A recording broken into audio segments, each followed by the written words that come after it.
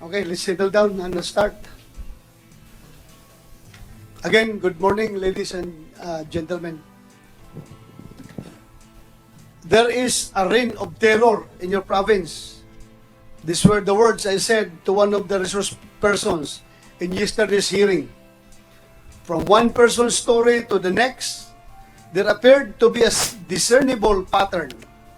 It seemed that the saying was once again proven to be true. Violence cannot help but breed even more violence. As many of you already know, especially those who have been with us since Monday, the hearings so far have been full of testimonies difficult to accept. Yesterday, most of all, mahirap para sa akin tanggapin na ang karahasang nagaganap sa probinsya ng Negros Oriental ay tila organized na. Tila may kasunduan at arrangement na ang mga masasamang loob na nasa loob din ng mga ahensya ng national at local government kung paano gumawa ng krimen, kung paano pumatay ng hindi nahuhuli ni hindi man lang malalaman ang pangalan. For the testimonies we heard yesterday, we heard for ourselves how violence in the province appears to have taken both small-scale and large-scale forms. Large-scale in the sense that public officials like Miguel Dongog, Sherwin Lee Diangco's father Biok, and Governor Ruel Dugamo get gunned down, sometimes even in broad daylight and even in their own homes. Mga journalist din ay walang kawala, tulad ng tatay ni Ella Bernadette Sistoso at ng asawa ni Juanita Generoso. Ngunit meron ding small-scale violence. These were the seemingly little rejections, seemingly minor acts of omission, kung paano hindi tinutulungan ang anak ni Ginang Gina Palma dahil sinabi di umano ng pulis na day off niya. Kung paano, ayon sa kwento ng kanyang ama, hindi binigyan ng pansin si Joem Istinyoso nang pumunta siya sa kapulisan dahil nakatanggap na siya ng banta sa kanyang buhay. Guni-guni mo lang yan. At ngayon, pinaslang na si Joem at tila nakalimutan na raw ni Police Staff Sergeant Renevic Rizaldo ang paglapit ni Joem sa kanya. At paano nangyari na naiba ang pangalan ng suspect sa pamamaril kina Anthony Jason Ong at Sandy Tinguha. On the surface, a minor detail but reveals a complex and wrongful oversight. For every single time that we in government have refused to assess or even listen, at the very least, to those who come to us for help, or for those times that we help in the covering up of someone else's crime. They may seem like small acts of rejection, but taken together, they are grave acts of violence. They are acts of injustice, plain and simple. Ngayong araw naman, pakikinggan natin ang Department of Justice upang magbigay ng mga update tungkol sa mga na-file ng kaso sa Negros Oriental.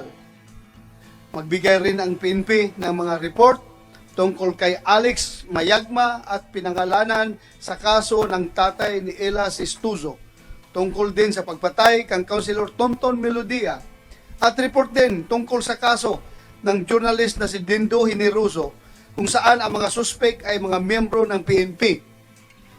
Pakikinggan din natin si Mayor Janice Digamo. Ano nga ba ang relasyon nitong mga nabigyan ng quarry permit noong 2022 na isiniwalat ni Governor Digamo at ang mga suspect at ng mga suspect sa kaso ni Dindo Generoso. Quoting Mayor Janice Digamo in her opening statement yesterday, the culture of violence and silence have to end. I agree wholeheartedly. Violence can only persist in silence, which means A refusal to stay silent is one sure step to address violence, whatever form it may take. And at this point, I would also like to take this opportunity to thank the people of Negros Oriental. Maraming salamat sa inyo, sa inyong pasensya at pagtitiwala. Salamat sa inyong katatagan at tibay ng loob. When the price to pay for telling your story might be your very own life, it is easier to turn your back on this story and stay silent. But I thank you for your courage. This courage to hold on to one's integrity is what we will all need to put an end to this reign of terror. Padayon ta, kauban ninyo ang inyong Senado sa pagkabot sa kamatuoran o justisya. Daghang salamat kaninyong tanan.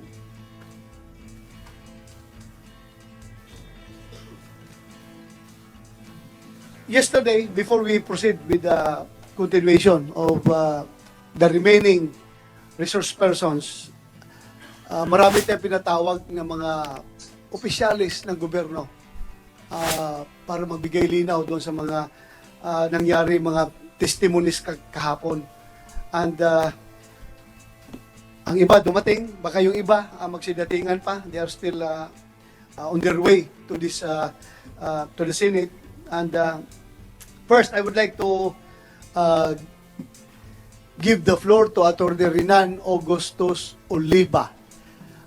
For your information, attorney, nabanggit yung pangalan mo kahapon dahil nga accordingly nag-raid kayo ng illegal na isabong despite the fact that isabong was already ordered by the President to stop nationwide.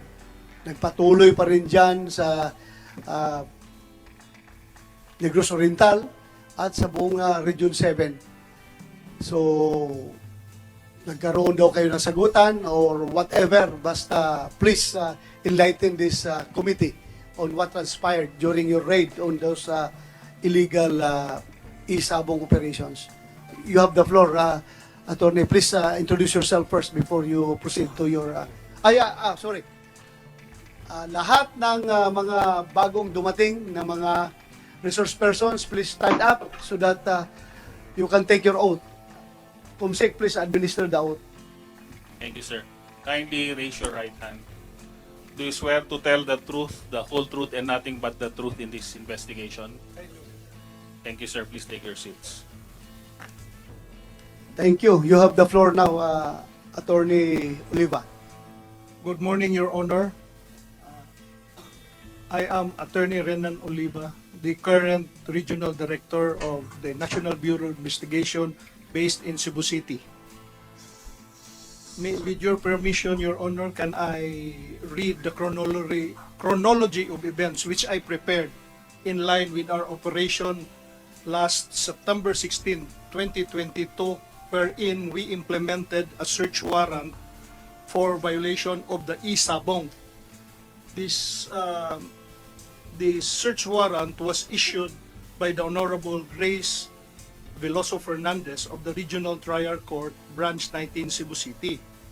This was implemented against a Minik and Kalahuan cockpit located at Barangay Kalahuan, Minglanilla, Cebu for violation of PD 1602 in relation to RA 10175, which is the cybercrime law.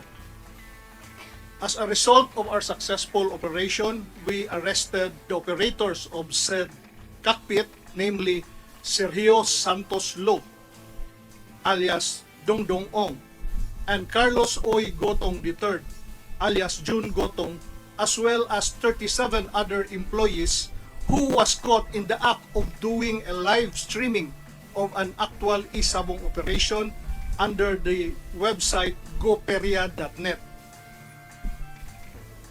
The service of the search warrant was witnessed by the sister-in-law of subject Carlos Gotong III, who is Attorney Pauline Gotong, as well as the barangay captain and barangay officials of Barangay Kalahuan, Minglanilla, Cebu. On September 19, 2022, all the arrested persons were brought to the Cebu Provincial Police Office, Provincial Prosecutor's Office, for inquest proceedings for violation of the PD 1602 in relation to 10175. They were represented this time by at least 5 lawyers. 3 lawyers were Dumaguete-based lawyers and 2 lawyers were based in Cebu. After the inquest, the Provincial Prosecutor of Cebu filed the case before the RTC of Naga City, Cebu, who has jurisdiction of the case. The case was referred to Branch 76, the Regional Trial Court of Naga, Cebu, presided by Judge Dennis Larubis. After we returned the search warrant before the issuing court, together with the seized items composed of video streaming paraphernalia, computers, as well as cash amounting to approximately 2.6 million pesos. On the same day of April 19, 2022, I received a call from a colleague in the person of then Assistant Regional Director Noel Bucaling of NBI Pampanga, and asked me that Congressman Arnoldo Tevez wanted to talk to me. I asked him what was that about. He told me it was about the operation that we conducted against the Sabong. I told ARD Bucaling that the case is already filed in court. In fact, the suspects were already represented by their lawyers, but he insisted that he told me na pag-usapan mo, i-meet mo lang si congressman because magandang okay na tao yan. So on September 20 at around 3:41 p.m., Congressman Arturo Tevez together with a certain Mr. Tomasino Cabase Aledro alias Tokoy and their entourage arrived at the NBI office. The opening statement of Congressman Tevez to me was that he was not connected to Sabong activities and that he had already delegated that to his friends. He then proceeded to ask me who authorized the operation, which I told him it was our director, in line with the order of our president to stop all Sabong activities. I told him frankly that the said area, the said cockpit which we raided, was not even registered under the PAGCOR.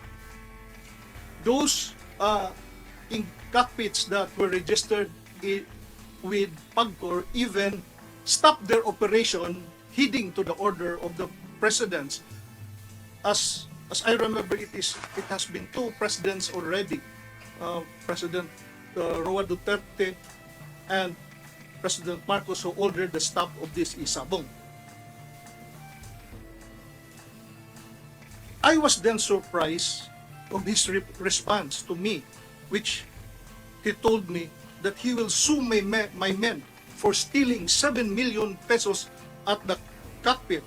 He continued to say that he will spare me from the case if I make it negative of any incoming operations against Sabong. I just laughed because I told him, you cannot tell me to betray my oath as a law enforcement officer. You just follow the rules, you follow the order of the president, you follow the requirements, you just follow it. And I told him frankly, if you want to file the case, you file the case against me. I will answer it because it is not true. I am not afraid. After the visit of Congressman Tevez, I immediately informed the director of what happened, who instructed me to intensify the Sabong operations in my area. With this, I coordinated with my counterparts with the PNP Region 7 in the application of search warrant, and true enough, they were able also to raid another Sabong facility in our area.